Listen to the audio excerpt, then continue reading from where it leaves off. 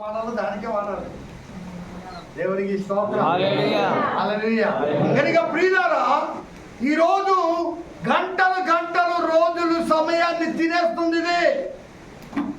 దేవుని మందిరములో గడపవలసిన విశ్వాసి, తేజో మహిమ స్థలము దగ్గర ఉండవలసిన విశ్వాసి, దేవుని దగ్గర వరాన్ని కోరుకొని ఆయన ప్రసన్నతను చూడాలని కోరిక కలిగి ఉండవలసిన నీవు ఈరోజు ఈ మాయలో పడి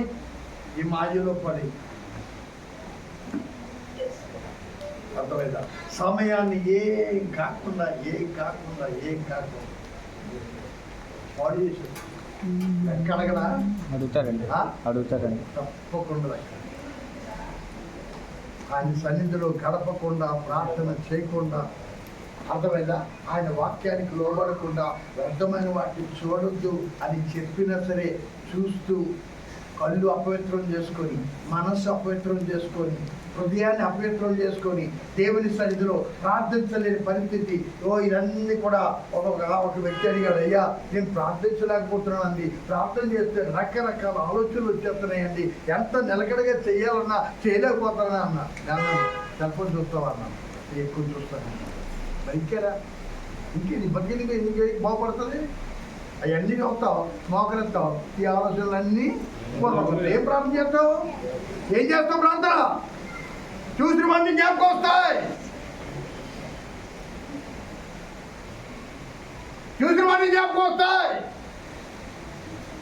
దేవుని కన్నా దేన్ని ఎక్కువ ప్రేమిస్తున్నావో ఇదే ఒక రోజు నీ జీవితానికి నాశనం తీసుకొస్తుంది.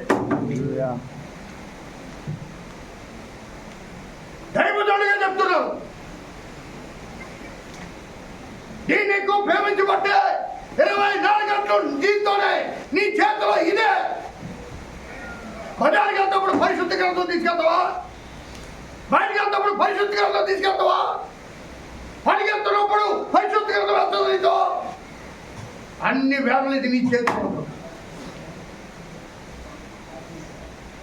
ఇదే నీ జీవితాన్ని నాశనం చేయబోతుంది. ఒకరోజు నీ జీవితం శాపగ్రస్తంగా మారబోతుంది. ఇది చిన్నది అనుకుంటున్నావు. పాపం చిన్నది కాదు. ఎన్ని గొడవలు జరుగుతున్నాయి లోకంలో. ఇది చిన్నదైతే ఇన్ని గొడవలు జరుగుతాయా? జరగవు. ఎక్కడ నేర్చుకుంటున్నారు? భర్తలు చెప్పడం, భార్యలు చెప్పడం, ప్రేమించిన వ్యక్తులు చెప్పుకోవడం, ఆత్మహత్యలు చేసుకోవడం, ఎక్కడ? ఇవన్నీ ఇందులోవే.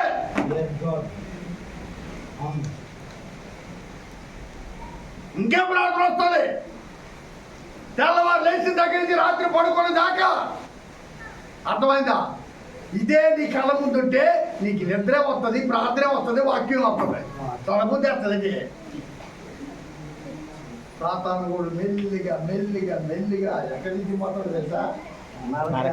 అక్కడికి వెళ్ళాక అప్పుడు రంగు కనబడుతుంది.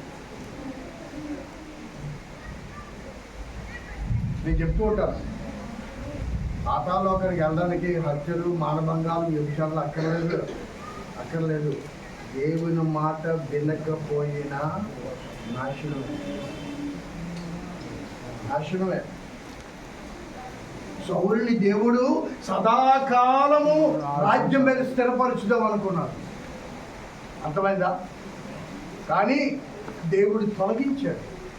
తొలగిన మాట ఒకసారి, ఇశ్రాయేలు మీద సదాకాలము స్థిరపరచుటకు యెహోవా తలచి ఉండెను. అయితే రాజ్యము నిలవదు. నీ రాజ్యము నిలవదు. యెహోవా తన చిత్తానుసారమైన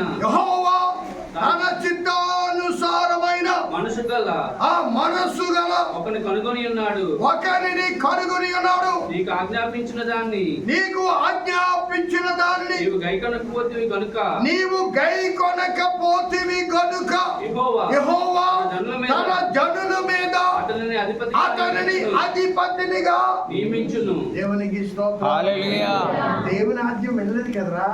దేవుని నిన్ను తోసేసి ఆయనకి ఇష్టమైన వ్యక్తిని పెట్టుకున్నాడు. ఎవరైనా మాట వింటారో, ఎవరైనా లోబడతారో, ఎవరైనా చిత్తాన్ని చేస్తారో, అక్కడ వాక్యం తెలుసా? దేవుడు తన చిత్తానుసారమైన మనస్సు గల ఒకడిని కనుగొని ఉన్నాడు. నువ్వు కూడా అంతే. మాట వినకపోతే నేను పక్కకు నెట్టి నీ స్థానంలోకి ఇంకొకరిని తీసుకొస్తాడు. నీకు ఇచ్చిన రక్షణ ఇంకొకరికి ఇస్తాడు. నీ దగ్గర నుంచి తీసేసే రక్షణ. దేవునికి స్తోత్రం. హల్లెలూయా. హల్లెలూయా. హల్లెలూయా. ఎప్పుడైతే దేవుని కృప పోయిందో యుద్ధంలో ఓడిపోయాడు. గోత్రానికి ఆశీర్వాదకరంగా ఉండాలి, కుటుంబానికి ఆశీర్వాదకరంగా ఉండాలి, ఇశ్రాయేలు రాజ్యానికి ఆశీర్వాదకరంగా ఉండాలి. కానీ వ్యక్తి శాపగ్రస్తుడైపోయాడు. కుటుంబానికి శాపం, గోత్రానికి శాపం, ఇశ్రాయేలుకు శాపం. అందుకే గిల్బోవా పర్వతం మీద ఒకే రోజు తండ్రి, 3 కొడుకులు హతమార్చబడ్డారు. ఇదంతా దేని తెలుసా? మాట విన్నందుకు. మాటే కదా వెళ్ళలేదు అనుకున్నా కదా నువ్వు. అబ్బాయి కూడా ఉన్నాడు, నేను వెళ్ళలేదు అంతే కదా. సువార్త అన్నాడు, నేను వెళ్ళలేదు అంతే కదా. అంతేరా బాబు, అంతే తెలుస్తుంది, అంతే.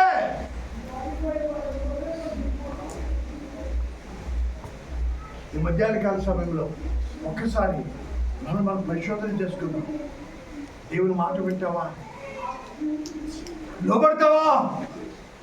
ఇప్పటికైనా మార్పు చెందుతావా? సరి చేసుకుంటావా? ఇంకొక అవకాశం. దేవునికి స్తోత్రం. హల్లెలూయా. చక్కని మాట అండి. ఏలి అనగా అబ్రహాము నా మాట విని. ఎంత మాట అండి. రే బాబు, కొడుకుని తీసుకెళ్ళి గడించాలంటే తెల్లవారినప్పుడు అబ్రహాము లేచి కట్టి తన పనివారిలో ఇద్దరిని తన కుమారుడు ఇస్సాకును వెంట పెట్టుకొని చెప్పాడు, నీ కొడుకుని తీసుకెళ్ళి భరించాడు. ఎక్కడైనా తెంపిపోయాడా? అబ్రహ్మా, నీ దేశాన్ని, నీ బంధువుల్ని, నీ ఇంటి వారిని వదిలేసి నేను చూపించే దేశానికి వెళ్ళు. అది వాక్యం తెలుసా? యెహోవా అతనితో చెప్పిన ప్రకారం అబ్రహాము వెళ్ళెను. ఈ అన్నిటి దగ్గర ఏం కనపడుతుంది తెలుసా? మాట వినుట. హల్లెలూయా. మాట వినుట. నీకు ఆశీర్వాదం ఎక్కడ తెలుసా? ఎప్పుడో తెలుసా? మాట వింటే ఆశీర్వాదం. హల్లెలూయా. దేవునికి స్తోత్రం. హల్లెలూయా. హల్లెలూయా. హల్లెలూయా. అబ్రహాము మాట విన్నందుకు దేశాలే ఇచ్చేశాడు. దేవునికి స్తోత్రం. హల్లెలూయా.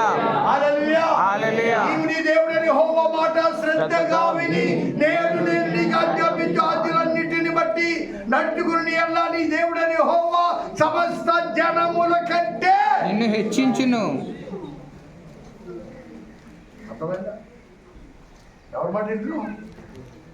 స్నేహితుల, బంధువుల? ఆ పాస్టర్గా చెప్తారులేండి. అన్ని ప్రాంతాలకు వెళ్ళిపోవాలేంటి? అన్ని సువార్తలకు వెళ్ళిపోవాలేంటి? అర్థమైందా? మా బంధువులు ఏమనుకుంటారండి? ఎప్పుడు బంధువులు బతికొనా కానీ బంధువులు చచ్చిపోతాను వెనకదా రారండి. బంధువులు అంట, బంధువులు, పని అన్నీ అడ్డులే. అర్థమైందా? ఎన్ని అడ్డులు పెట్టుకుంటావు, సాకులు చెప్తావు, సాకులు. ఆయన తెలుసు నీ సాకులన్నీ. దేవునికి స్తోత్రం. హల్లెలూయా. హల్లెలూయా. హల్లెలూయా. పరిగెత్తి వచ్చేయాలండి ఆయన మాట అనగానే. అది నేర్చుకో. Yes, Lord. అది నేర్చుకో.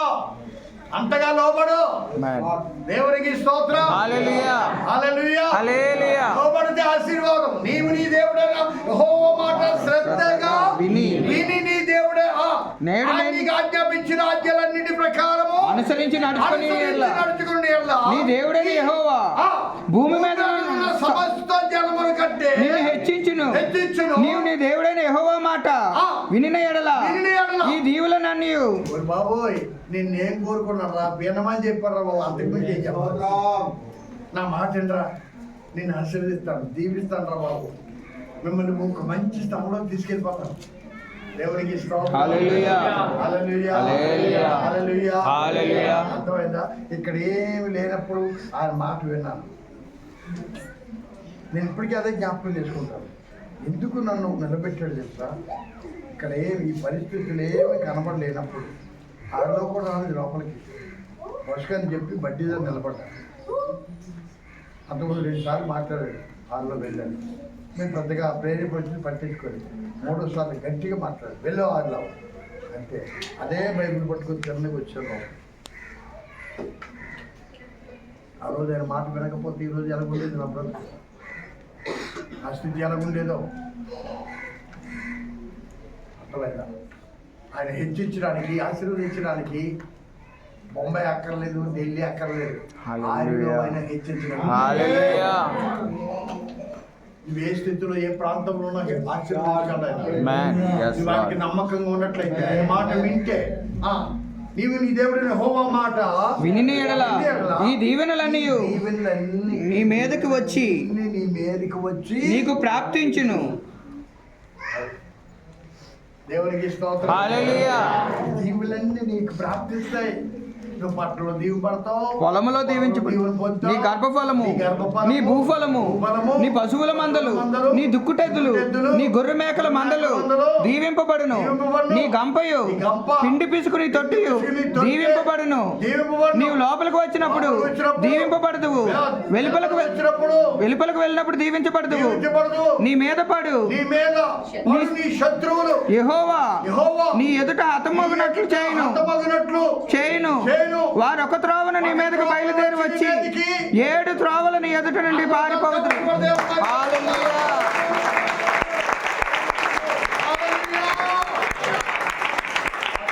ఒక త్రోవనొచ్చి 7 త్రోవలలో పారిపోతారట నీ మీదకి వచ్చే శత్రువు. అర్థమైందా?